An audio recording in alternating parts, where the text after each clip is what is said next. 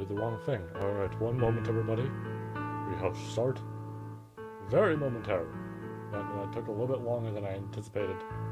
But, shit happened within the past 10 minutes that made me go through like the 9 circles of hell. Is it 9? I think it's 9. Could be wrong on that. But, yeah. So, bit rough there, but we're here. Don't worry. No delays, no nothing. Well, technically a delay. You know what I mean. Alright.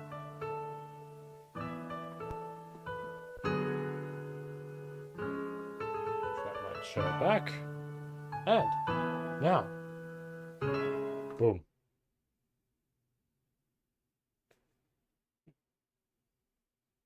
What do we think? That's new.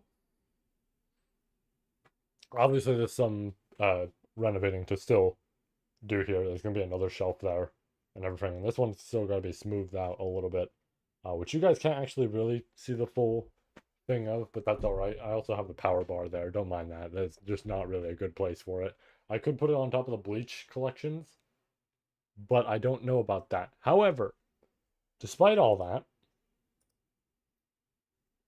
we have this now. Let me potentially try and move this over just to show. Yeah, there it is. Right? So, I wonder if I could turn my mic to talk a little bit better back here. Uh, I mean, self-explanatory. This is where the ReZero stuff starts, and that is where it continues over that. Holy shit! I am glad to have everything on the shelf now. I will say, right? I am blindingly white. Holy shit! I might have to hold on. It's still pretty bad, but you know what? Also, yeah, I'm back. Thank you. Uh, let's try and remove a little bit of my my white here. This is actually not bad. This lighting is good. Uh, yeah, I'm looking very much forward to these. I've heard great things, so I'm excited. Right. Um, I will say, you know what? Actually, I'll save my thought in a moment. I just want to talk about, yeah. So now we finally have everything on here. So anything that was missing, such as Ashita no Joe, uh, Devilman, the Dragon Ball volumes are all back here, right? They used to be over there where that small shelf was. It's actually right here in my corner. Um, but those Dragon Ball books, like the Viz big ones, are now all here. I put Dragon Ball Super back up. I actually like the Super manga. I don't like Super the show, but I do like the Super manga, so I was willing to put it back up. Uh, Obviously, Fist of the North Star's down there. All the JoJo volumes are actually up there on the shelf, which now includes the recently added Part 7. Jujutsu's back on the shelf, as you can see by how much it just stands there. Look Back gets to be there, I'm glad. All the rest is all relatively the same. I will say, obvious thing, and of course, Spy Family, you guys get to see again. Takopi's original or Takopi's original sin on there, and I'm glad people are enjoying the anime of that. I'm excited to watch it. I wanted to wait for the full thing to be out because I already know how it goes. But I'm very excited to hear that it is like the top airing anime right now. So good, so good. I love that story. Um, and then obviously Vinland. There we had that before. One thing I will say though that I was going to mention, ReZero. Fuck, I this has made me realize how much is like actually out because it starts. Let me move my mic.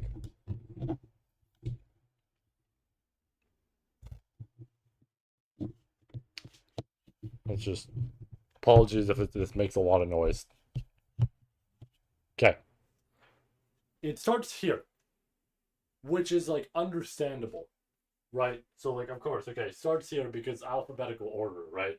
So we go from J to L to M to P. There's ReZero. Self-explanatory. Then it goes all the way here. Now, I knew this would overall happen because there's a lot of volumes. So I knew it was going to like do this, but then it goes there. right? And it's like, okay, that's the manga, fair enough. And then it goes here. It's still here, right? Not that much, but it's still here. So it takes up a full long shelf, takes up half of that, and then takes up like a tenth of that one. And we're still only on like arc 7 in terms of what's like officially out. So, whew. I did actually recently get, funny enough, glad you pointed that out. I did get this like a few days ago. The camera is making this way too white. I did recently get this. So, I do have this. Can't wait to read it. I do need to read the other ones as well. I'm just caught up because the other thing I forgot to actually mention on the shelf, but I guess it's been there before, but I put up the other volume. Berserk. Obviously, I've been reading Berserk. And then I got some DC and Marvel comics for my cousin that I just want to read, right? Because he mentioned they were really good and all that. So I'm like, cool. So I'm gonna read those, read Berserk, and then eventually I am gonna properly get to these. I do need to like actually sit my ass down and read these along with Arc 6 because I want to read Arc 6 before it comes out. I got time. I can manage it, but you know. Hello, hello. All right. So, with that said, I'm going to put that back, slide it right in. I could technically fit another volume on here, but you want your books to breathe.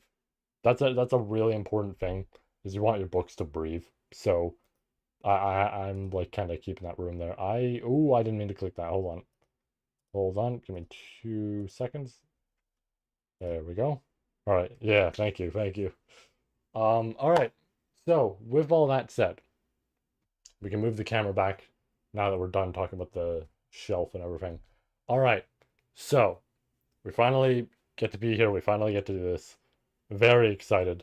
The one thing I was going to note earlier when we were talking about the new chapters and how excited I am, uh, people on Twitter gotta find just a hashtag that everybody uses. I've had to mute brand new hashtags as of this week. Let me actually move the chat box because I'm kind of like hovering over it. Nope, I moved an image and I don't know what it was. Let's move that over. We'll put that over there. Right, we can move it around if we need to. But yeah, so people gotta find like a hashtag that everybody just works with because I went on Twitter and I'm seeing art on my feed. Nothing too spoilery, right? I just know that something.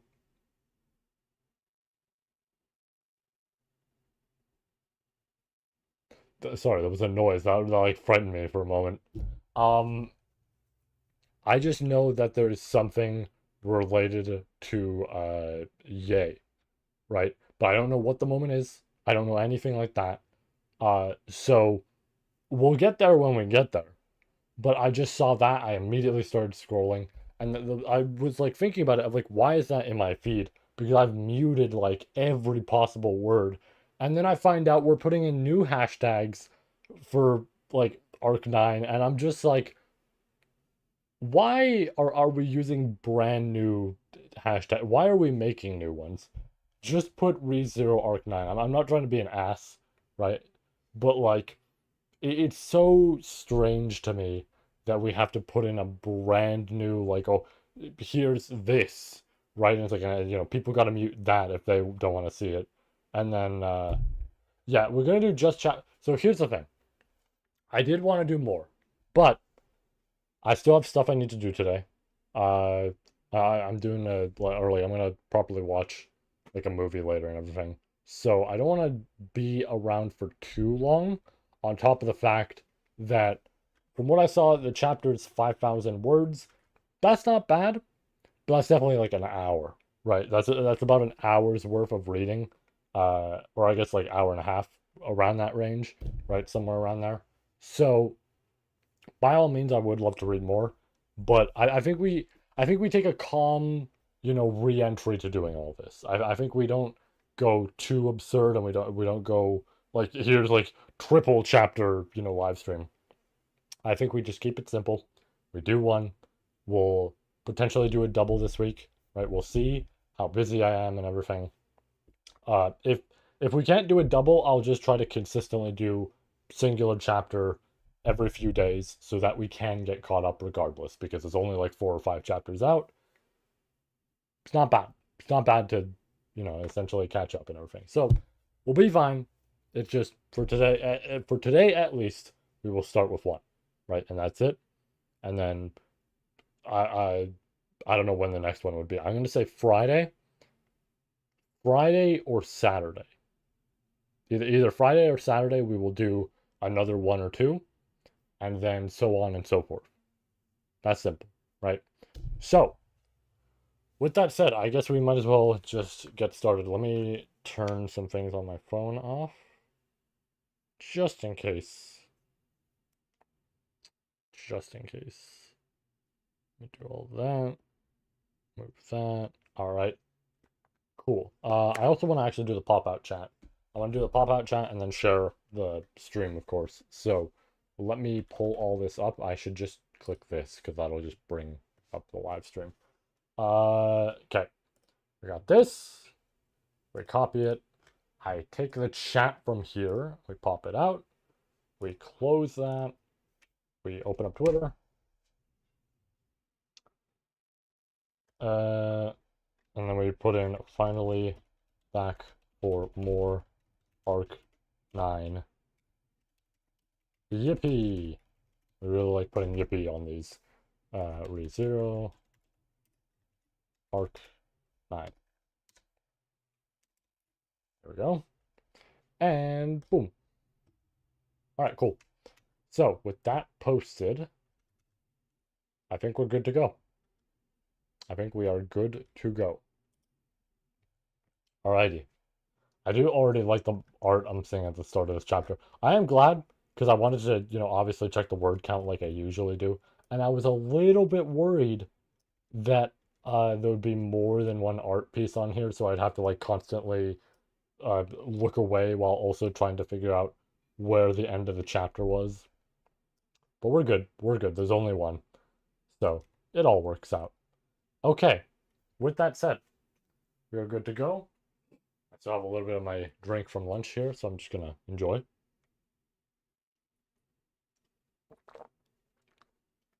All right. With that said, let's do this, which actually gets to show some new art here. Not even really new, but you get what I mean. Hey, look what it is. Wow. I decided to put it on everything just because I was debating on putting the map there. I might actually switch it out for the map. We'll see. But I'll do that after the fact. For now, though, gets to be the cover. Was really funny using Divinia for the, like, essentially the art here. And then just switching it to this because it's like, oh yeah, here's her as an adult. Okay. With that said, all this pulled up. We're nice and ready. And yeah, and I will say this art excites me because I think that means we're starting with this, which makes sense. It's where the cliffhanger was. You don't throw in a cliffhanger then not follow it up, but still excited nonetheless. Let me make sure. Yeah, okay. I want to make sure my camera's okay because it's over here, right? We could technically put something on the screen, but I wouldn't want it to burn in. I think that's what we realized before is I could put something on the screen, but I don't want it to burn in. Then again, my reviews are like an hour long. So, you know. But the less we do that, the better. So, fair enough. Okay.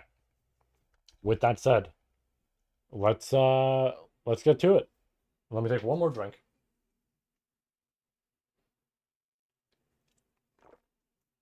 Okay, I'm ready. With my phone over here. All right. Let's see. Subaru-sama and Beatrice-sama have fallen into the hands of the man calling himself Aldebaran. Bitter regret. Or, oh, it's, I thought this was like Rem or someone or whatever. I guess she would say Kun. Um, Bitter regret. Oh, yeah, it's, Klein. Currently, Countermeasures are being taken to deal with that person, with Amelia Summer taking charge. Report. Indeed, after receiving Klein's report, which arrived using the authority of melancholy, Roswell found himself shaken by the gap between his rational acceptance of what had happened and the difficulty of accepting it emotionally. Their location was the Burial Mansion, the estate that Priscilla Burial inherited from her late husband, Leaf Burial, and which had become masterless once more after her death. Currently, Roswell, accompanied by Priscilla's servant Schult, was visiting this place after being separated from Amelia and the others. Klein appeared and brought the report to a room in the mansion. Frankly speaking, Roswell was not at all delighted with Subaru's suggestion to take the grieving owl to the Pleiades watchtower. It required a protracted amount of time to find and secure Subaru, who had been transported to the Wallachian Empire. Rem had also been transported there, but Roswell did not indulge in self-deception.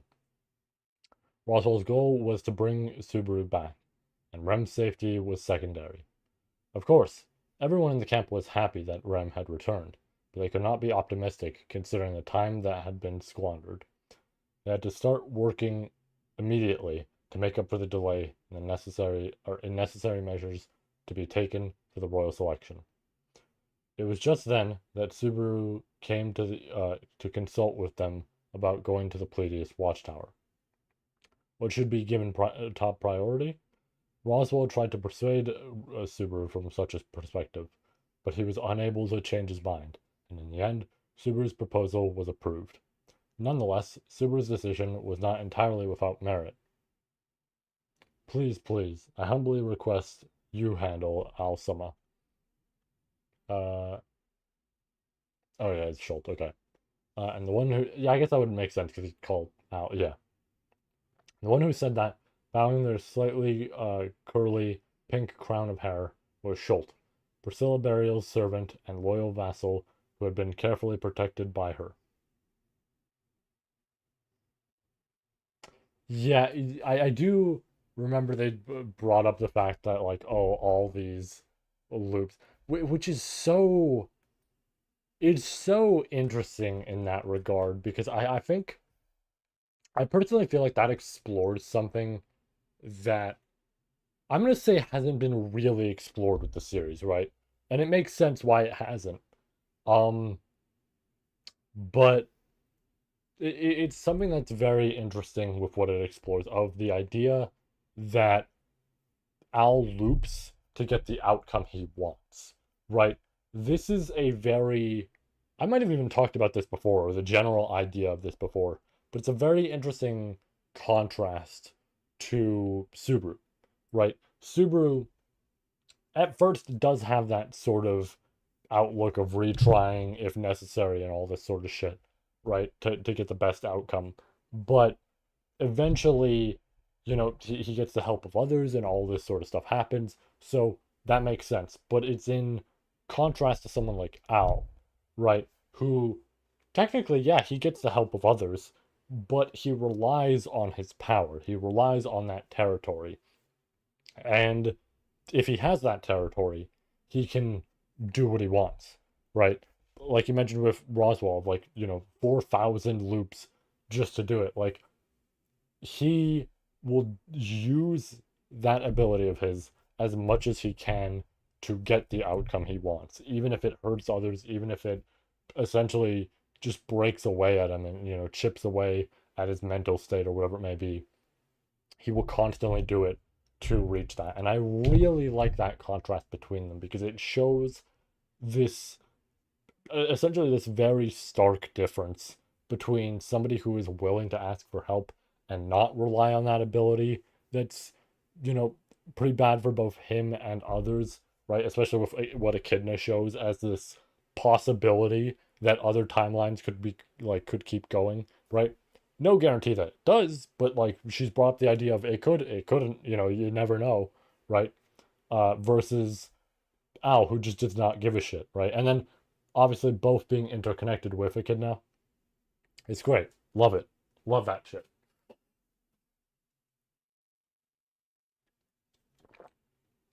Honestly, In some ways, I guess this would still be the, like 75% mark for the series, regardless of arc 7 and 8, or at least it would feel like that. But I think this is like the best villain to have for something like for this point in the story, right?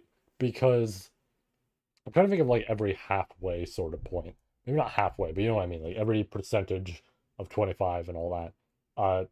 The first one would obviously be uh Betelgeuse and all that, which works, right? I think he is great as that first quarter sort of villain, right? First time we reach something a lot more extreme, right? And even if we weren't to say him, even with arc 4, there's a lot of good stuff in there, right? With that sort of thing. Then arc 6, great like follow up to that in terms of the halfway, right? Of here's the tower, here's all these things they have to deal with, and then there's gluttony, and gluttony relating to the Hall of Memories and all this, and our first exposure to that, and seeing this sort of stuff that like relates heavily to Odd Logna and all that, and it kind of getting that expansion for something that you kind of would have figured that we'd get way later, and we get it right there, and it's like, oh, interesting. Okay, we're learning a lot more about the more like not necessarily the physical sort of world that these characters occupy, but this state of like mana and all that, and all these concepts that they've brought up since the beginning. And then this is great to explore essentially what I was saying, like Subaru's character of exploring the version of him, I'm gonna say, right? Because I don't, again, don't fully believe that it's just outright Subaru and that's it, right, for Al. But this idea that like, oh, there can be somebody who has this sort of power and can use it in such a way where they don't really care about the consequences. They just want to meet their end goal, right? The ends justify the means, essentially, for this sort of character. Whereas for Subaru, he understands that like the means kind of have to matter. They kind of have to be this thing that he accounts for and doesn't just toss to the side and goes, well, I can just get the best outcome, right? Because I mean the if stories kind of show what that leads to. So it's cool. I like this a lot, and Tepe's really good at kind of putting that in there, like putting these 25 marks in there in terms of like, here's each of these villains that explore something for the series that you've maybe been more curious to see, right? Arc 3 giving you more of what is essentially your villain group, right? And Arc 6 teaching you more about this, you know, I don't even know. I was almost going to call it like an ethereal sort of plane, but like where all mana is stored and all memories and all the, like everything, right? And just expanding on this idea of like, here's all this history, right?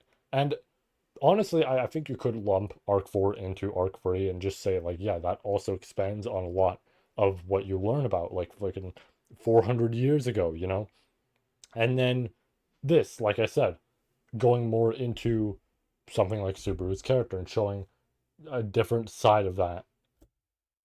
Yeah, and then like another thing of like a kid not always being in there in some way, kind of just like spliced throughout it. It's like it's good. He is really good at planning this, and I know there's a lot of storytelling that does end up being something where you realize you can string a lot of stuff together. I'm not even including like myself in that. That's not me trying to like do that here. I'm trying to like think of others, and it's like honestly, recent example. Back when we played Deltarune like a month ago, it's almost gonna be 2 months now. Holy shit! But back when we played Deltarune a month ago, that was a big thing I started to realize. The more playthroughs I watched and the more secret interactions that I had never seen, that I was seeing for the first time. Of like, there is a lot in here that you can tell. Obviously, it's planned from the beginning. That's how a lot of stories end up working. Um, but there's a lot that always kind of gets pieced together well. And there's moments in there where you can kind of see, oh yeah, this is a big moment because this is like this percentage of the story, but now we're going to explore on the ideas relating to that, right? And like what we played, right? The chapter 4, where it was like the actual halfway point of the game. And that went into so much. And it's like, damn, but at the same time, it's felt like every single entry so far had that sort of stuff in there that was in that chapter, right? So damn good. I love that. But like, obviously, here too, and in a whole bunch of stories, it's always just this really great thing where just over time you see how much, like, essentially the author is stirring a pot, right? Not saying this as like, they're trying to get people angry, right? Like that sort of expression people usually go with that. But they're stirring a pot here for the sake of like making this interesting story. And every now and then they just add that little bit of interesting spice in there. And it's like, I love it. But you don't notice it.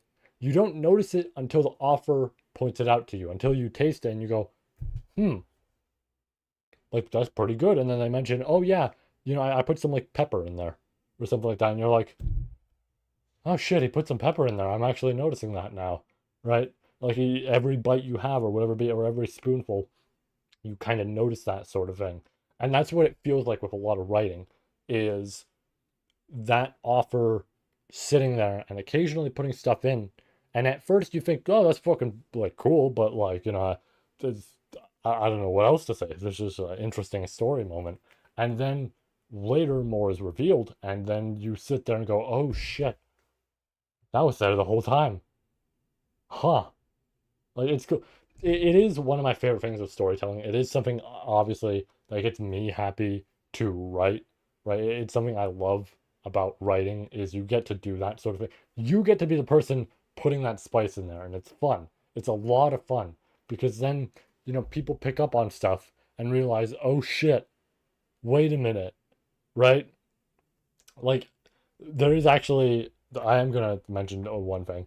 There is something that I've kind of alluded to my close pal Brandon, the guy who has edited for ADT and he's done some of the designs and everything. He's my co-designer essentially. I do some of the designs, he does some of the designs. It's back and forth between us essentially.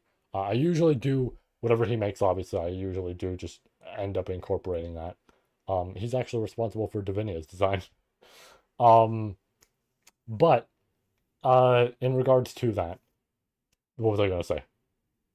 Right, yeah. So there's occasional stuff that I've kind of just put in there, right? Like I put in that spice, and he hasn't fully noticed. And I'm excited because I've told him about some stuff that happens, but I haven't told him about, obviously everything.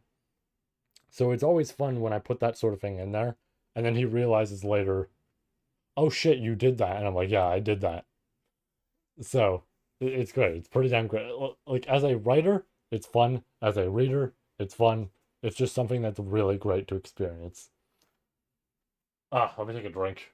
That was a lot of talking there. I apologize for how long I was yapping about that.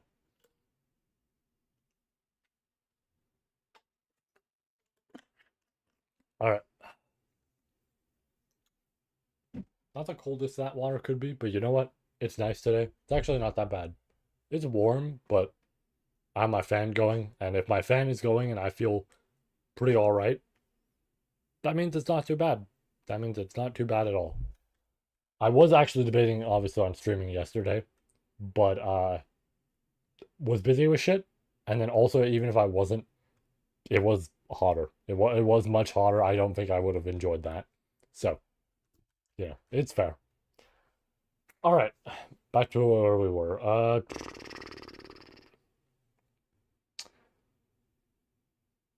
Right, yeah. Though still a child, Schult was astute and determined to be strong. Despite the enormous shock of Priscilla's death, he desperately tried to support himself with his own delicate legs, determined not to dishonor the name of his late master. Schult was also close to Al and had been deeply concerned about his trauma. Subert's consideration for Al went a long way in winning Schult's trust. Making a favorable impression on Schult, and earning the gratitude of the Amelia camp would be a huge advantage in the upcoming royal selection, particularly in dealing with the now vacant burial territory. When the royal selection began, Amelia and Priscilla became rivals, but they came to respect each other through mutual acceptance and became close friends. When Priscilla passed away, Amelia took on her legacy and supported the people of the burial domain who had been under her protection. Schult, who was deeply loved by Priscilla, was essential to this.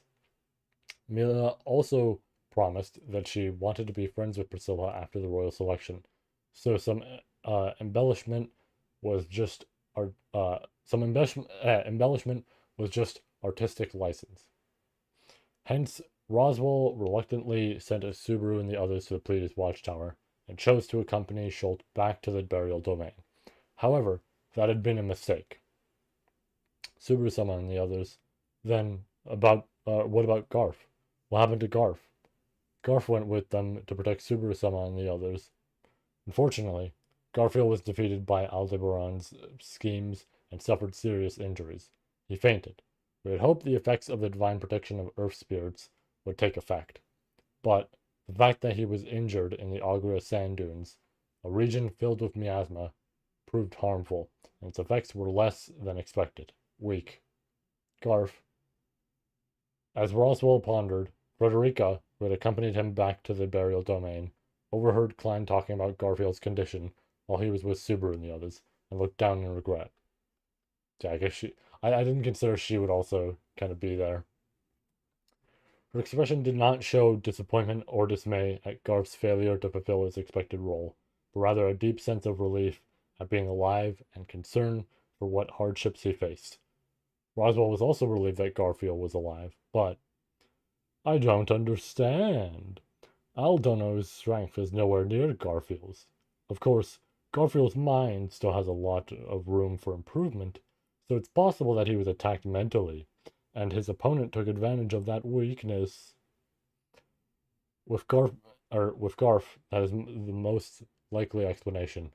He is so gentle-hearted. Kindness is not something to be condemned for.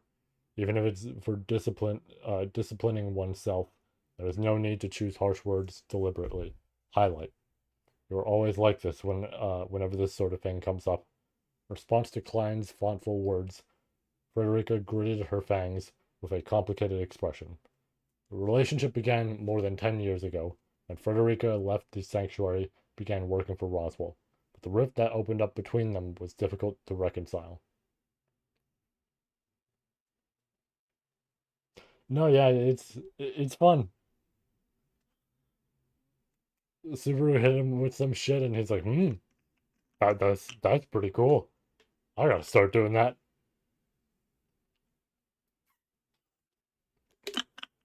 That was loud. I apologize.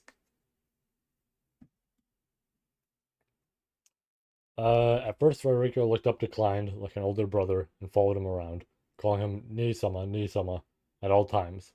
However, when Frederica started to grow taller, the relationship changed completely. Roswell, who knew the circumstances, showed understanding toward Klein and what caused the issue. But Frederica, who was suddenly pushed away, was not convinced. Because of that, she had continued to harbor an intense disdain for him, like a poisonous snake or a scorpion. It was hard to express anything about it. In any case, Klein, judging from your attitude, I guess there was a situation where Garfield could not be blamed. What happened? The husk of the divine dragon Volcanica had joined Aldebaran. In response, Sword Saint Reinhard van Astrea had already set out to subdue it. Expedient. Uh, Sword Saint Sama, but if that is the case, unbelievable. Aldono defeated even Reinhard Kun? To be precise, it would be more accurate to say that they had been constrained. Correction. In addition, various problems are repeatedly emerging in the royal capital. Master, we urgently request your assistance. Proposal. Klein's words, Roswell narrowed his eyes, sank deep into thought. Frederica's emerald green eyes were wide open with shock, staring, unable to process the overwhelming torrent of information. and Roswell shared the same thoughts, more or less. The difference between her and him is that while she was understandably dumbfounded by the deluge of information, even though he was feeling the same, Roswell still had a choice to make. In other words, would this not be appropriate, or would this not be the appropriate time to fulfill his promise with Subaru? Before Subaru was officially knighted, after the situation surrounding the sanctuary had settled, Roswell told Subaru his thoughts and stance. Natsuki Subaru vowed to continue picking up all the pieces. Roswell would resolve to take measures to make him start over if he were to ever lose anything in the future. That meant burning everything he does not wish to lose, the subsequent abandoning of the world in which his subjective self currently lives. Priscilla Sama, it was a tricky decision. It was difficult to decide whether or not to include Priscilla in what Subaru considered to be everything. However, Roswell decided that the death of Priscilla, a preeminent political rival, would be a tailwind for Amelia, who wanted to win the royal selection, and therefore decided that her death was not covered by the contract. Furthermore, he did not think that Priscilla's death, based on what he knew, should be overturned. Priscilla Burial's death was the result of her own choices. Unless the individual was indispensable to Roswell's objectives, he would not deny that choice. But Subaru's current situation appeared to be dire. According to Klein, it would seem that there had been no severe casualties, but considering Al's situation, it was only a matter of time before something happened. If something was going to happen sooner or later, then Subaru should be made to start anew, given how things have progressed. If it were required to do so, Roswell would do it. However, Beatrice. Roswell had a glimmer of hope for Beatrice, who had been taken captive alongside Subaru. It was not because Beatrice was a great spirit who had mastered the yin attribute, nor because she was an unparalleled being created by Echidna, the Witch of Greed, the greatest magician of the world, nor because she would protect Subaru with her strong feelings of determination and resolve as his contracted spirit. For Roswell, it was an extremely perplexing and difficult emotion to process, but there was no basis for it. Roswell wanted to believe in Beatrice. He could not help but feel that way. Margrave Sama, I must graciously ask for your help. It's not Frederica or Klein who spoke.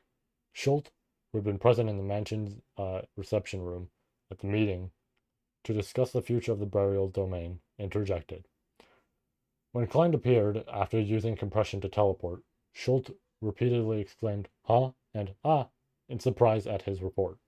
But now, the child who had just spoken to Roswell appeared to have lost much of his previous weakness. No, it had been completely hidden. People call that hidden, untouchable mask, courage, or determination. Like the Undertale. No. Let me take a drink. I was breezing through that really well.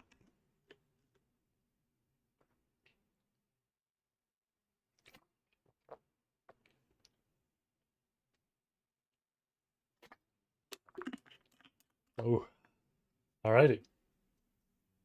Back in we go. I apologize on behalf of Alsama for what he has done. Furthermore, I implore you not to allow Alsama to do any further harmful behavior. Schultz-sama, I will be fine. Everyone at the mansion will help for Priscilla-sama's sake. So please, I beg you. Schultz bowed his head deeply, and Frederica looked at Schultz's trembling shoulders, then turned her gaze to Roswell. In her eyes, there was a plea for him to accept Schultz's wish, and a desire to help him. But if I'm to act upon Schultz-kun's wishes to the fullest, we can't leave Frederica behind, especially if Aldono has the divine dragon with him. Master, what do you mean by that? I will tend to that. Volunteer. Frederica frowned, perplexed about her connection to the divine dragon, but before she could ask for an answer to her doubts, Klein spoke up. Frederica found herself confused by what he meant, but Roswell was not. Klein's words had a meaning beyond their surface meaning. Beyond the surface meaning. Klein thought that no matter how many words he used, Roswell would not change his decision. Seeing Roswell's gaze, Klein slightly relaxed his lips and spoke. I was captivated by a soul so dazzling that I was moved to no longer be a bystander. Jealousy. So we spoke. Ah, that's good. All right. Let's let's see what the I guess I saw Melee in there, so I guess we're back to them. Interesting that we're waiting on the felt stuff, but maybe that'll be saved for the end. Fair enough. Um, this guy, it seems like he or no wait, that's not Melee. It's fucking old man Rom, isn't it? Yeah, it's Rom. This guy seems like he's able to go back into time gone by, but it don't seem to go back very far though. Ooh, excuse me. As soon as those words left Ramji's mouth, the room was swept over by a silence that contained all the various conceived thoughts in that moment. Amelia's beautiful, gem-like eyes opened wide, while Rem's eyes, sparkling at the surface of a clear lake, blinked repeatedly, or rapidly, either or. Meanwhile, it was not hard to tell them that Ram was clearly puzzled, as Amelia tilted her head while playing with her braids. I don't really get what you're saying at all. She muttered an impression similar to Amelia's. Klein had been there, someone might have been able to react more calmly to Ramji's report. But Klein, who had just brought Rem and Ram, had been requested to meet Roswell and the others, so they could not see his response. Still, not having to hear that topic whilst Roswell was present, alongside the others, might have been a blessing in disguise. Turning back in time, turning back time, that's returned by death. Subaru muttered those words, folding his arms, as Petra's voice faintly trembled beside him. Petra uh, looked up at him at those words, and had no room left within to let her heart flutter at her beloved for having reached the same conclusion she had. After one clash with him, Ramji summarized that Al was utilizing an authority outside of the norm. A little bit further. There we go. All right. He managed to hold off Garfield and Ezzo at the Pleiades Watchtower, fought bravely against Reinhardt at the Auguria Sand Dunes, albeit with the help of the Divine Dragon, and with just 3 people broke through the 500-man felt camp led by Romji, and finally took Roy Alfred of Gluttony from the royal capital, even evading an unrestrained, enraged Emilia in the process. That is, as for all the misdeeds and grave sins Al perpetrated, the dots finally began to connect as if it all had started coming together. It was possible that Al, the same as Subaru, could wield return by death. Al's a guy from another world just like me, so there's a considerable chance he awakened to a similar pattern as me. I mean, in isekai stories, that type of pattern's a given. Why didn't I think of this? I'm beyond stupid. Then, as expected, Al-san is the same as Subaru? Yeah, there's a high chance of that. No. Maybe it's a leap ability similar to mine. Just a type that's more user-friendly. There's a possibility it's the same type of stand. Uh, that is to say, the real pleasure and fun often comes from seeing the differences between these Kai powers and figuring out that they aren't exactly the same as one another. You're betting your life, so who cares about cliches or the real pleasure? The important thing is we've discovered one of Al-san's secrets. So what are we going to do about it? Yeah, yes, that's exactly right. But I've unraveled a bunch of things. If that's really the case, then maybe he could sneak past Reinhardt and set traps for him and stuff. Could he? Like actually? Is return by death enough to do something about Reinhardt?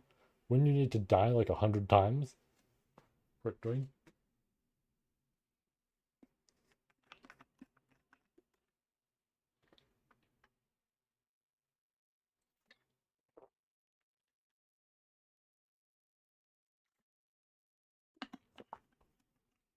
Yeah, 100 deaths against. Uh, he's lowballing it a little bit. I mean, ah, in a certain way, well, I mean, I guess like Reinhardt was like talked about really well because I'm almost gonna say like he hasn't seen that much. He saw him in Arc 1 and saw what he was capable of. But he hasn't seen everybody in the ReZero world, so he might just think, maybe Reinhardt's like not that, not that big in terms of how powerful he is. And it's like, no, he is Subaru. He is. You haven't seen it yet, but and obviously, technically speaking, you won't. But the next arc, right after the one you're from, he does some shit. Uh, right. Now that Al was suspected to be the user of some other type, or some other sort of time leap ability, Subaru held his head in frustration. Honestly, Petra did not hold the Sword Saint, uh, Sword Saint, Reinhard van Estrella, as utterly high up in opinion as her surrounders did. Maybe it was because she had not met him in person, but if he truly was as strong as she had heard he was, then carrying out feats to match that did not seem astonishing. Rather, the person that took on enemies stronger than themselves produced results that surpassed expectations. And the one who took on those who held the power greater than theirs with all they could muster was Subaru. Petra thought he was very cool. That was why Petra was very disheartened to see Subaru estimate himself below Reinhard. She wanted him to puff out his chest and say how cool he was. That said, if too many people became aware of Subaru's greatness, that could result in another potential problem. Well, with me, Mila Nesama, and Rem Nesama, along with Beatrice Chan and Patricia Chan, I think we've got a flawless lineup for now. Even if someone were to realize Subaru's charm a bit late and tried to cut in, they had already formed an impregnable enclosure that simply could not be penetrated. That gave Petra confidence. Presently, her concern was Subaru's overkindliness, and a possibility that he might have shown some bias to the other side. But even so, she trusted Amelia would remain in his number one spot, although that was also the thing that gave Petra considerable worries. In any case, Romsama is sane and doesn't have tunnel vision, then this is troublesome indeed. Care a lot about the last's case, so your understanding helps. That's how Aldebaran managed to break through even our encirclement. Emila's been bested in the royal capital was or being bested, sorry, being bested in the royal capital was also likely thanks to that guy's authority. Um, I apologize. I still don't really understand. As for Ram and Ramji, he's particularly sharp too. They see, when we eventually get Arc 9 animated and this sort of thing gets dubbed, with Ram and Rom being in the same room, they're gonna make it so they're gonna have to properly pronounce Ram's name. They're gonna have to start properly pronouncing her name because it's gonna be so confusing for people. They seemed ready to progress the conversation swiftly. Amelia put a stop to that. At Amelia's side, Rem cutely nodded. I feel the same way as Amelia-sama. Turning back time, was it? Ne-sama. What does that mean? That's right.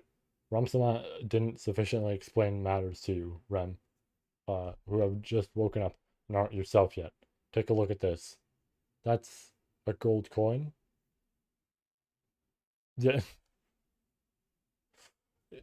It is like kind of, I mean, you know, I can get the idea of that sort of thing being odd, but it is like funny that they just hear that and they're like, huh, what does that mean?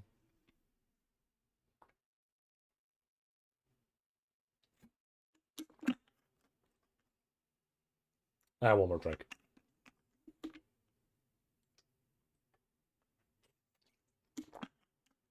All right. Mm. Uh, Rem stepped forward softly, showing Amelia and Rem the gold coin placed in her hand. The gold coin was engraved with the same, with the image of the famed divine dragon Volcanica. Gripping that coin tightly, after she flaunted it to Amelia and the others, Ram flipped her hand and let the gold coin fall. Watching the arc it drew as it fell to the floor, Petra understood Ram's intent. The gold coin hitting the floor would serve as a metaphor of the advantages of time leaping. Watch out! Honestly, Ram, you can be such a clumsy scatterbrain.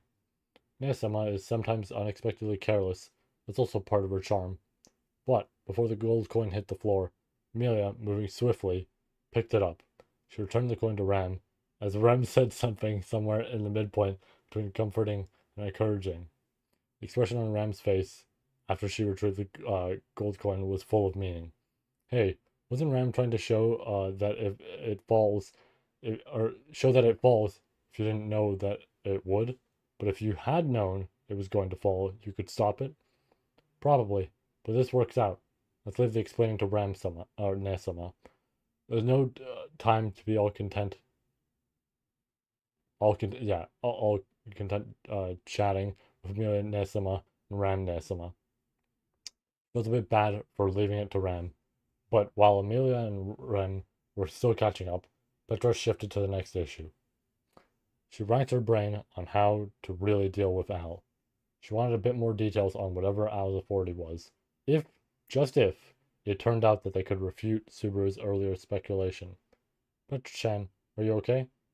Meili-chan. While Ram and Ramji were focused on explaining things to Amelia and Ram, it was Meili who was rather unexpectedly called out to Petra. Uh, Meili too was on the meager side of understanding the concept of a time leap, but she prioritized Petra's well-being rather than knowing Al's authority. Reaching her hand out gently, she touched Petra's cheek and murmured, "So warm. I've been running in a rush around non-stop since leaving the tower, so I haven't brought it up yet, but I know you read a book in the tower, Petra-chan, okay?" "Yeah, that's true. I'd appreciate it if you'd keep quiet about it to Amelia Nesama and the others. You're keeping quiet because you don't want to worry the others, right?" "Yes, of course." Petra firmly clasped Meili's hand that had been on her forehead with both of her hands. You know, man, oh, Meili is she is such a good character. I'm so glad on how she's grown. It is going to be devastating in the later arcs. Because, obvious thing, we've gone over it countless times. She's going to interact with Capella, and that is going to be rough, right? That is going to be awful. It is going to be real bad. And it's just like, I'm not looking forward to that. That is going to be a painful ass moment. Like, I've read stuff and there's been painful moments before. Honestly, episode 13 of ReZero is like a moment that's like, you could argue is painful. Uh, but like, this is going to be painful in the sense that you want justice for her, right? Like, it's not even like this awkward sort of moment that kind of happens or transpires or whatever maybe. It's just going to be a moment where you feel bad and you want the best for Meili, and it's just like, ooh, it's going to be rough, dude. Ooh. I will say it's kind of unfortunate that this arc in particular feels like the arc that's going to have zero loops in terms of like, the stuff with Subaru. Um, just because I think an arc like that could work really well with it. Teppei could still do it again. And I don't know what he has in store. He might blow me away and exceed my expectations. But like the idea of an arc like that, having that sort of thing would really be rough. Oof. I'm not looking forward to. In a sense, I am, and at the same time, I'm not gonna like doing a live reading session to that. It's gonna be. Oh, there's gonna be some vitriol hatred for Capella. Oh. Uh, Petra firmly clasped Meili's hand. Yeah. Just as Meili had said, Petra probably did have a bit of a fever. Although, rather than poor physical shape, she thought it was a fever from her brain overthinking. As it was, she had already had a lot on her mind, and now it felt like her little brain was now also in charge of dealing with Subaru's thoughts and emotions as well. Maybe it was because of how deeply she cared, but just reading the sole person Subaru's Book of the Dead had left her like this. Ezo, who had read more than 10 of them, had to be completely off the rails, and as for the one who had built the Grand Library, Flugel, who had probably designed and built it so that only such lunatics could handle it, he had to be completely out of his mind. He was surely the type to assume if he could do it, then anyone could. The kind of thinking that truly irritated Petra like nothing else for better or worse. But at the same time, Petra also fought this. If not for the Great Library, there were so many things she would have gone her whole life without ever knowing. And among the things she had come to know, there were definitely things she wanted to know. As long as that flame within her heart continued to burn, Petra did not want to stop. Even when all was said and done, her mind was still seething. And also, I've been thinking. Thinking about what? What Ramji had said is true, and Alsan's authority is what we think it is, then Petra? As Petra lowered her eyes and pressed a finger to her pale lips, Meili and Subaru leaned in toward her. The two of them could not see nor recognize each other, yet their puzzled reactions were so matching that Petra almost laughed at the comicality. Okay, comicality. Then she spoke. What she said was, I think I might know Alsan's weak point. Okay. Okay, Petra. Okay. You've already been going crazy, but okay. Damn. Okay.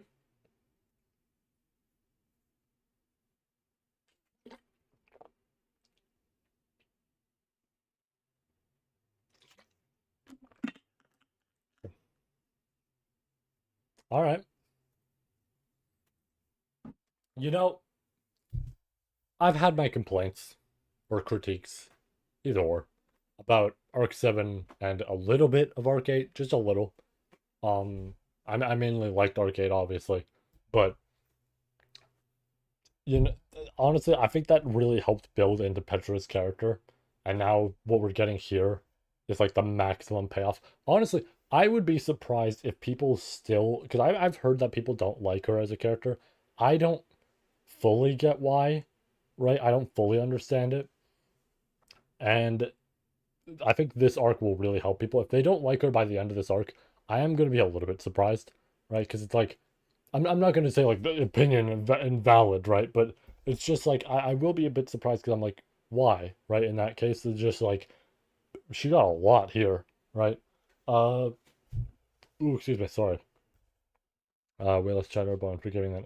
Yeah, like, she's a lot more, you know, I don't know what like sort of term to give here. Uh, yeah, like she understands. Ironically, that's like the sort of thing that makes a lot of stuff like just series in general really interesting. Um, Funny enough, Madoka Box, that's something that I love that they explore. Of here's your main character who's Madoka. She can practically do anything, right? And it's like, it's fucking cool when she does stuff, right? And yeah, like, of course she can do it. She's got like fucked up genetics and all this sort of stuff.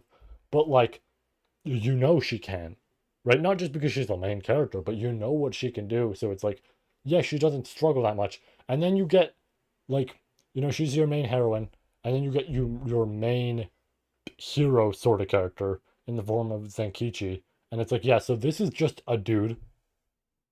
This is just a dude who grew up with her, and he doesn't have any powers. He's just fit overall, right? Like not like jacked, but he's just fit, right? That's about it. That's as far as that goes. And then you see him do stuff, and you're like, holy shit! Like you start rooting for him, you start cheering all this. And my favorite part, I'm obviously not going to spoil details about it, but my favorite part about Madoka Box in that regard is that a lot of the story focuses on him. It's the two of them. They're both the main character, but like it focuses on both of them. But when it focuses on him, you kind of realize, yeah, he's him, right? This motherfucker can do whatever because he just has the resolve. He just has that courage to be like, nah, I'm gonna get this done. I'm gonna win, right? He again, I'm gonna try and not spoil stuff here, but he pushes a motherfucker that he should lose to a point that they have to like cheat. They have to cheat to win. and he still technically wins by proxy of, yeah, that guy cheated. But it's just like you sit there and you go, like, it's so good. I fucking love that series, especially for that. But like, yeah, that's the great thing. And then yeah, like Petra, Petra is very much what I'm gonna say like the average viewer is like, right? She can be forgiving, but she is not forgiving to such a degree that somebody like Al exists doing all this stuff, and it's not like Amelia where it's like, well, I think we could like Petra's like, no, no, we're not forgiving this guy. We're not doing that. We're not reasoning with him, right? Um, but she has that basic sort of understanding, and then also in terms of people doing stuff like you mentioned, Reinhardt, right? She hears about like how Amelia and Subaru, have praise for him, and she's just like, yeah, but like he was born with all that. Like, of course he can do that. But if somebody else did something, like if Subaru did something, that's incredible because he's not built to do that. And it's like not just him, but like Otto and all these people. It's like if they can do something that goes beyond what they're capable of doing, that's great, right? And interestingly, that's how Reinhard views himself in a certain sense. He gets upset that he can't go further because he's at the limit, he's at the peak, right? So he has the issue with I can't grow because I literally am just the best. So that there's no, oh, I grow alongside my peers and I get better alongside them. I fail, but they help pick me back up and all this. I don't fail. They will end up failing and I can help pick them back up. But what do my words mean? Right? I'm already at the top. And I do fuck. These characters are good. These characters are good. Again, I'm not gonna like fully get I was almost gonna say understand, but I'm not gonna fully get how people could enjoy Petra by the end of like arc 9, right? Obviously again, no invalid opinion there, but it's just like at that point I would have to ask because it's like how, right? I'm just curious on how when she is a character that almost represents the viewer, right? No, yeah, and that like I mean this is something we've also seen before of Reinhardt is at the peak. He can't do everything though. Like arc 1, yeah, cool, he beat Elsa, but there was also some extra required help in there, like in order to get the outcome they needed. Arc 5, literally him trying to fight Sirius was the worst possible thing because he killed Sirius, that was it. Everybody dead. And he's horrified by that, right? And then Regulus, still not enough because he can't just cut through Regulus, right? That doesn't work like that. So it is always an interesting thing where Reinhardt is pitted up against people for the most part, right? Arc 1's an exception, but for the most part, where the fight doesn't work in his favor. The fight is actually fucked up for him because what the fuck do you do here, right? Like, and with Al, yeah, Al's like, okay, we're going through all this shit. Yeah, I'm not gonna win this fight. But over there is the Witch of Envy. So it's just like he always gets fucked up with this, and it's really interesting. Ah, man. Honestly, I think my statement about Petra is definitely like I feel like what feels definitive of Petra really is just the viewer. She's the reader themselves, but essentially in the form of a like teenage girl. Uh no, yeah. Raid could have Raid could have done some shit. It's real interesting to think about. Oof. I love this arc, man. This arc is great.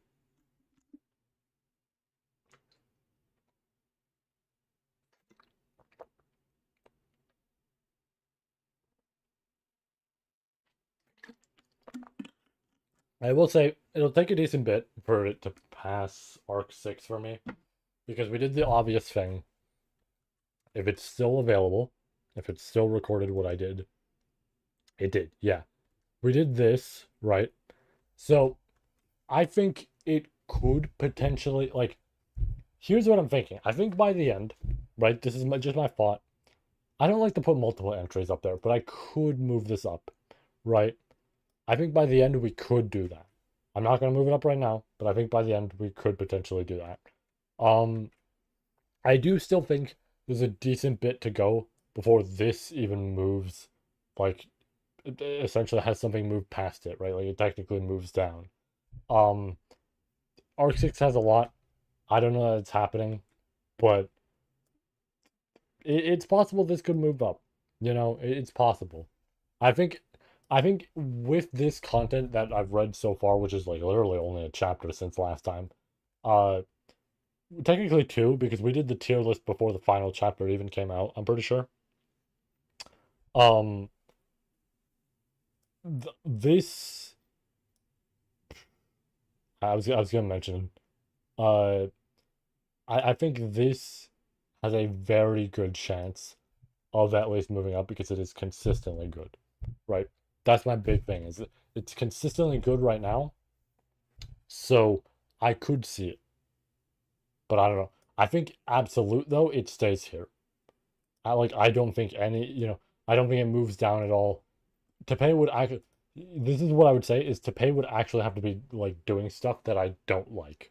He would have to be writing like at least a few chapters that I would say I don't like this, right? That's all he would have to do. But that's really hard to do because I feel like this is just consistently good. It could happen, but uh no, yeah. Well, this is the thing, right? Is the fact that Petra even said this is crazy because that just means okay, so she knows some way to work around this, right? And I am very curious on what that is, right? She knows where to hit him. I just don't know. I don't know where yet, but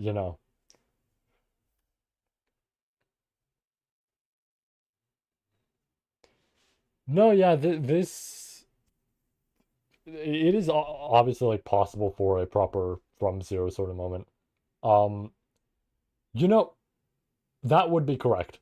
I think, you know what? I think you are genuinely true on that. I think that is guaranteed. Wanna know why? Um, what volume am I looking for? This one? Is it this one?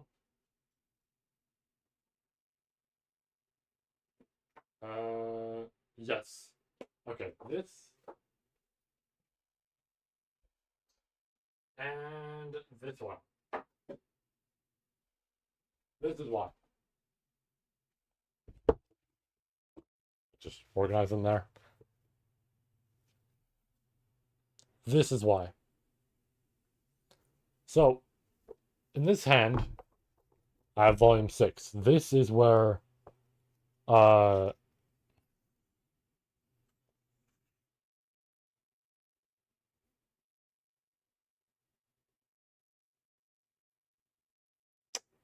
sorry, I just saw the afterward message for the first time. I'm gonna just I'm gonna just flip past that. I'm gonna pretend I didn't see that. Weird ass. Alright. Anyways, so volume 6. Now, I should we go to the camera? The camera's gonna remove the chat messages, maybe not. So I bring up volume 6 because this is what's in volume 6. That's from zero. Right? Fair enough. Cool. Um, so, boom, from zero. That's the third arc of the series, as we all know. That's volume 6. But the important part with that is the fact that I mentioned it's the third arc, right? Now, I talked about something earlier in the stream. You all might have picked up on it, but we're going to keep it hidden for now, right? This one is volume 23. You got the raid on there, real nice. And if we go through this, I think it's this one. It might be volume 4. My bad, it might be volume 4. Nope! Nope, I was right. I'm so smart. I knew exactly which one it was.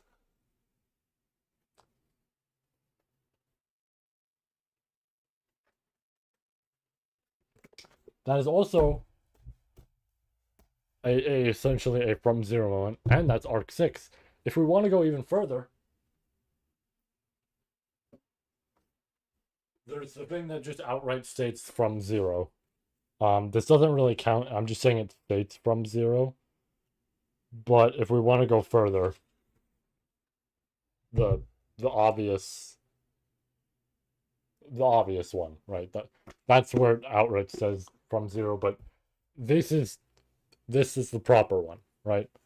So volume number is irrelevant here. I almost just destroyed that. Hold on. Let me put all these back. So volume number is irrelevant. That's not what I'm focusing on. What I do want to focus on is number related, but it's not because of the volume or whatever it may be. It's the arc. If we go off, hold on. If we go off arcs here, right, this would be really fitting because I brought up earlier that every 25 mark, right, that's the 25%, like through the series, we've had consistently the same thing. That would be the exact same scenario for a from zero moment here, right? Now, I know the obvious one for Arc 6 you could bring up, like when I brought up the raid volume, like the volume 23, you could obviously mention that references Arc 1. Arc 1 is relevant for that, right? Arc 1 is relevant to all of that because it's the start of the story. So it's relevant for that to be there. It's relevant to do the from zero in there for Arc 6, both in the sense that it references the first volume, right? Because it's the halfway point of the series. And then on top of that, it gets like from zero gets referenced in that moment in a sense, and at the end of arc 6. So 25% mark, boom, first from zero. 50%. There's the arc 6 1 or 2, depending on what we want to include in there. And then this is arc 9. We're now at another 25%. Boom. Right? So I think we are absolutely due for that sort of moment with Al. I think that is absolutely going to happen.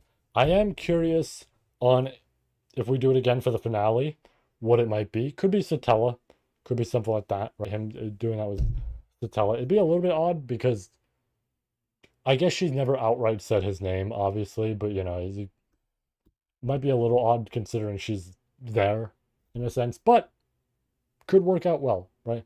I don't know what Tepe would do it there with like whoever, right? But I think it could work out.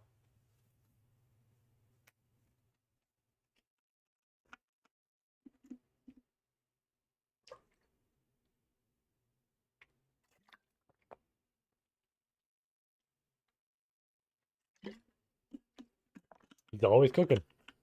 He's always cooking.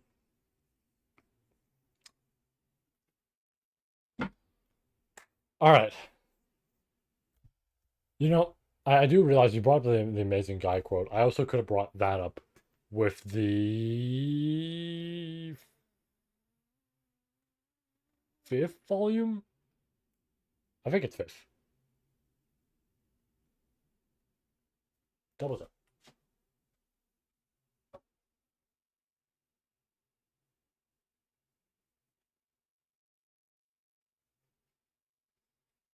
Might not be. It is. I'm so smart. This is what all that thumbnail editing does. The thumbnails and getting like familiarized with all the stuff in there. I can name this shit per volume. I know exactly where it is per volume. I should probably seek help. If you think that's bad, I've brought it up before, but if you think that's bad, uh, ask me where literally any moment happens in my stuff. I will get you the answer within like 3 seconds. All right. Let's continue. Ah, oh boy, yep, here we go. Here we go with the Reinhard mom stuff. The one who put Reinhard's mother to sleep was Reinhard himself, having hesitated to put that to words, something quite unusual for her, thought bitterly of herself. It was not because it was a matter concerning Reinhard. No, in a sense, it was.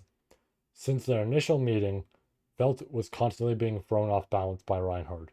And regarding incidents involving him, there were many times where she could not pass judgment or make decisions typical of herself. That was influenced by him continuing to forcibly prevent the results of her decisions, and to take it a step further, was influenced by the fact that he had seen her with a teary face near the loot house at the very beginning. But likely, the greatest factor was that Reinhard had given up on many things. That was what made Felt hesitate to fully accept Reinhard. Simultaneously, it was the reason why Reinhard would never entrust anything to Felt from the bottom of his heart. It was a philosophy of the slums that resided within Felt. Wise saying that went, live strong.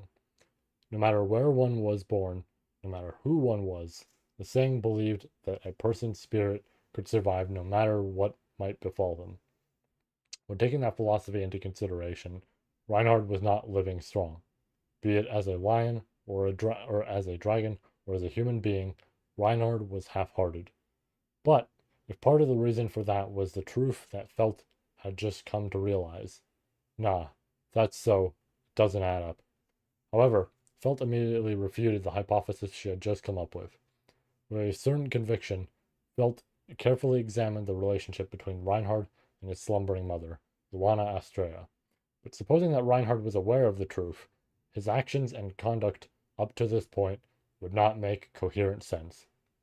Of course, it was not impossible that Reinhard was concealing the truth from Felt, calmly covering the fact that he was involved with the cause of his mother's inability to wake up. Not a chance. That klutz could never pull off something so shrewd.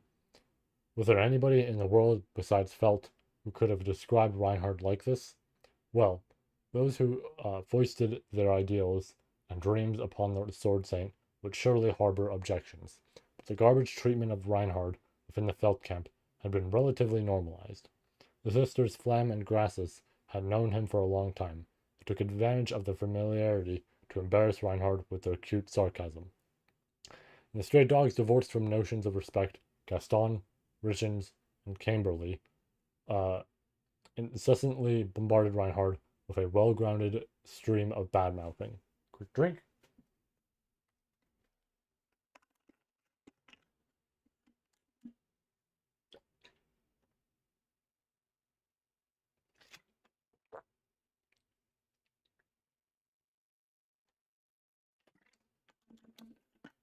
Ah, all right. Ezo, who frequently interfered with the management of the Estrella family's territories, was often greatly troubled, saying, "How have they managed up until now?" And Ramji, who seemed not to harbor any favorable impression of the Sword Saint, never changed his blunt demeanor towards Reinhard since the beginning. Of course, the one who lambasted and insulted Reinhard the most in the world, besmirching his title of the supposed ideal greatest knight, was none other than Felt. The various words and actions from the camp's individuals, Reinhard had taken it all. And when taking it, what did he do? He smiled. In a truly joyful manner, he smiled. In those moments alone, it was as if he had not given up on anything at all. Even if that fuckface, wow, she's really just, alright. Even if that fuckface hides his true feelings, that sort of smile can't be faked. That was Feld's conclusion, and unlike the people who placed their excessive hopes in Reinhard, it was an idea that could only be produced by someone who saw Reinhard in such a manner. Hence, besides Feld, the only ones who could talk about Reinhard in this way were the members of her camp, the knights who were Reinhard's close friends, and tempted to add the fact that he's your kid to the reasons why I think he's incapable of hiding things. Before Felt, as she scratched her head, having been socked in his mug. Heinkel was down on one knee, gripping the sword that had been tossed back to him, with a face as pale as it could be. Pouring too much strength into his hand, gripping the sword, the fingers and hand had turned white, trembling in a rattle. The emotions behind that were neither anger, nor fear, nor sorrow, but they were clearly communicated to Felt by Hankel's quivering blue eyes regardless. If those emotions were to be expressed in a single word, despair would likely be the most apt. A truth that he could not afford for anyone to discover had been discovered. Such was his unavoidable, inescapable despair. That deeply etched despair bound Heinkel in his entirety, had driven him into a corner. His figure was so exceedingly wretched that it gave Felt the illusion that Heinkel's very life had been plucked away by despair. But in all likelihood, Heinkel would not die so easily. If his life was one capable of being stolen by a despair that had swayed him entirely, it would have happened a long time ago. Uh, uh, no, repeatedly opening and closing his mouth, Heinkel continued to mutter in a voice that formed no words. Well, I mean, no is a word. Uh, narrowing her red eyes at Heinkel's reaction, Felt contemplated the relationship between Reinhard and the man before her eyes, as the starry sky looked down on them through the gap in the rocks. With her decision to take part in the royal selection, Felt had made Reinhard her knight. From Felt's perspective, Reinhard was the strongest knight in the world, known as the Sword Saint, but at the same time, he was the person responsible for separating Felt and Ramji, who furthermore was a loathsome individual who annoyed Felt by trying to refine her and make her wear dresses and shoes with high heels. Since that impression existed within Felt, she had never made any effort to pry into Reinhard's circumstances, but she came to hear about them whether she liked it or not. About how Reinhard was treated by the Estrella family, and how he was perceived by society. What arose especially frequently in conversation were rumors surrounding the death of the previous generation's sword saint, Teresia van Estrella, the circumstances leading to the official recognition of Reinhard as the sword saint after inheriting the divine protection of the sword saint. Ooh, excuse me. Those being the incident when he was 8 years old, where he stopped the invasion of the kingdom plotted by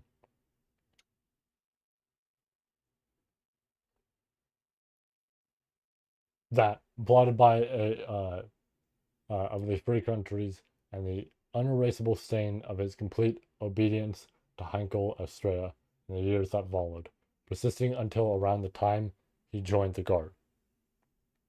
Reinhard did not speak much of any of these events, and Felt had not questioned him about them either.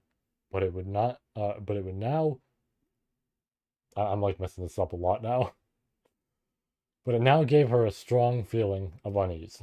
The most extreme idea being that Reinhard was at one point completely obedient to Heinkel. That was the truth. Then what exactly was Heinkel fighting so hard for? Felt had not investigated Reinhard, but in order to grasp the circumstances regarding the power held by the head of the Estrella family, she had investigated Heinkel.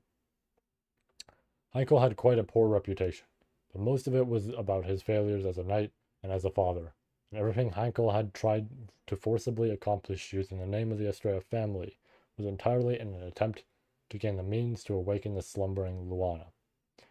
She would not describe him as living humbly, but he was far removed from the common luxuries of nobility, and had made curtailments in most facets of his lifestyle, so that he could devote everything to waking his wife.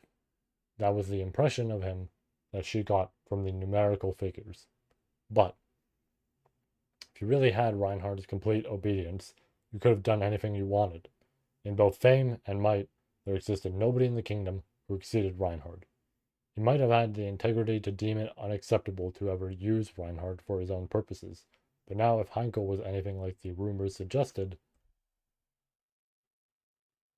if the rumors about Heinkel were true, he could have used Reinhard's fame, might, or whatever else was required to entirely skip the process of going out to locations by himself, negotiating directly with the other side, and resorting to forcing his way through swordsmanship if that proved insufficient. Instead, he did his best to avoid involvement with Reinhard, persisted with a hang-up to awaken his slumbering wife through his own efforts. But why? If his wife was more important to him than anything else, then the scales would not tip no matter what was placed on the other side. That was, only so long as something equally weighty was not placed there. In that case, your approach to what's important to you is way too damn twisted. That instant, the cowering Heinkel grit his teeth, and a light dashed. Feeling the upsurge of swordly aura as a gust of wind, Felt understood that what had appeared as a flash was an attack of Heinkel's sword, unsheathed in the blink of an eye, whose chilly point was now fastened to her neck. Stop going on and on, but what's none of your damn business. Oi, I'll say this now, but don't move a fucking muscle.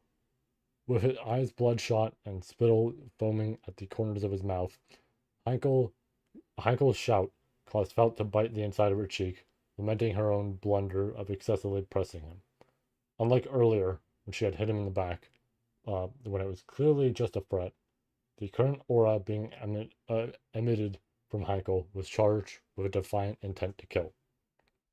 She understood that the source of the intent was neither hatred nor indignation, but rather a certain kind of defensive instinct. But that was exactly why she realized she had drawn out far too troublesome emotions from him. Quick drink.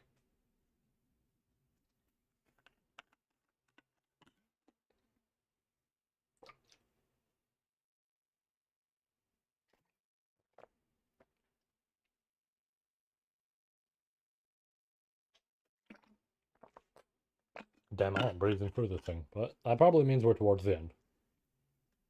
Which makes sense. Tension ran through Felt's entire body. Heinkel's blue eyes violently trembled before her. This is my problem. Can't stand it when outsiders delve into it without a shred of reserve. Much less when it's a brat like you. Won't let you learn about any more of this. More? So you're saying there's still something else? Shut the fuck up!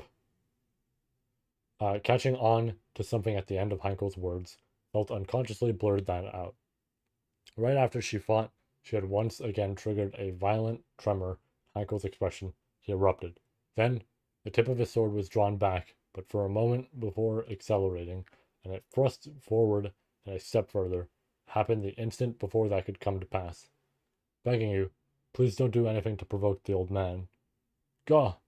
A figure swooped down, and in its hand was a stone sword, with a stone dowel. It had mercilessly struck the temporal region of the kneeling Heinkel, causing the latter to fall flat onto the ground. As Heinkel fell over, his eyes rolled into the back of his head.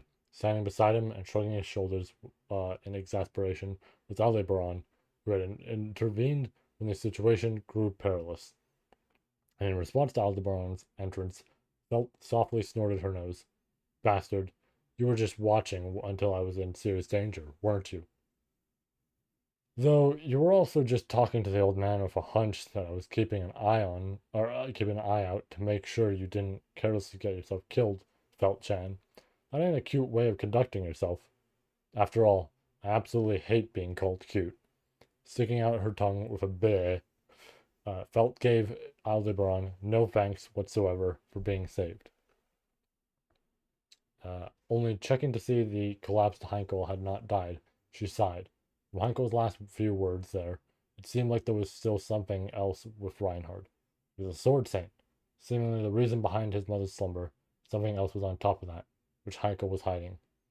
Feels like it'd be irresponsible to say I won't ask anything until he speaks up. Well, that's a fine declaration of your intent. Do you understand the situation? From what you say, you've got no intention of harming me. And once you've finished everything from your objective, you'll let the royal selection resume, yeah? I think it'd be best if you were defeated, but for now, whether you win or lose, the things I've got to do from here on out are the same. Can't argue with that. As Aldebaran light-heartedly waved his right hand, Felt snorted once more, taking the sword still clutched tight in Heinkel's grip. She aligned its tip with the scabbard and sheathed it. The moment before it fully returned to its sheath, the blade of the sword inscribed Astrea shimmered in a manner that appeared excessively merciless and cold to Felt's eyes, irritating her all the more. That was good. That was good. I like that. Okay, so that's how the whole. I did see the Patreon announcement sort of thing. I guess that's how it works. That's cool. It's interesting. But Reinhardt hater force. That's funny. All right, we're not gonna do the next one. I just want to look at the general art. Yeah, so I heard something in regards to all this. Not really heard, but I saw some art that felt very related to Priscilla. I don't know the context, luckily, right? And obviously I don't want to know till we actually get to read this chapter. But I am excited to see. Is there multiple art for this chapter? Just so I know. Okay, yeah, there is. Okay. Just needed to know just in case for when I have to check the word count if I have to look away. Got it. All right. That was good though. That was good. That was a good chapter to come back to. A little unfortunate. See, this is the thing. Is I was almost gonna say, uh, it would have been really unfortunate if the cliffhanger, did nothing with what we learned about in regards to Reinhard and all that, right, and his mom. But I'm glad that in regards to that, right, rather than okay, obviously revealing it here. Cool. Tepe doesn't want to do that yet. Fair enough. We have to wait on that. That makes sense. But also, there's more, right? As explicitly stated, there's more to it. So now the cliffhanger isn't just, oh, that's it. It's a lot happened and we have to find out what that is. I do like that. I'm very curious to see. Obviously, we'll get there when we get there. That was good. That was good. Great stuff with Felt. Great stuff with Petra. Great stuff with what happened with Frederica and Schultz and Klein and all that. Good chapter. Good chapter to return to. That was fun. And yeah, I'm gonna try once again for Friday or Saturday to come back. Oh, we get to be in August and do this again. Yeah. Um, I can't believe I'm waiting a whole month to do this again, man. I'm so inconsistent. Uh, but yeah, we'll try for Friday or Saturday. Yeah, not too long. Just gonna be a bit, and then yeah, we'll be back for this chapter. Maybe another one, depending on the size of this one and how I'm feeling. Right. Uh, we'll be back then. I don't know what else to really say about that. I will note, I'm just looking at the overall time of things. So, when are we not going to do a chapter? Absolutely. The ninth. Okay, so I don't know how long, Tepe is going to drop these chapters.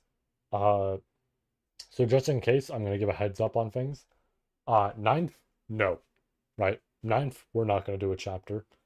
Uh, the 16th, the 17th, the 18th, no, right? This is stuff I'm just confirming right now for times. Uh, none of those 3 days, right? The last one in particular, because that's my birthday, so I get to have fun that day, yeah. But like, you know what I mean? It's obvious sort of thing. Then, 17th I'm doing stuff with people, and then 16th similar sort of shit to what I mentioned with the ninth. Um, after that, up in the air, right? But I just wanted to list it as those specific days. I can confirm for a fact we ain't doing chapters, but that's a while away. That's like, I mean, I guess the ninth is next week, but you know what I mean. That it's still like 2 weeks for the big gap in there. So we're fine for now.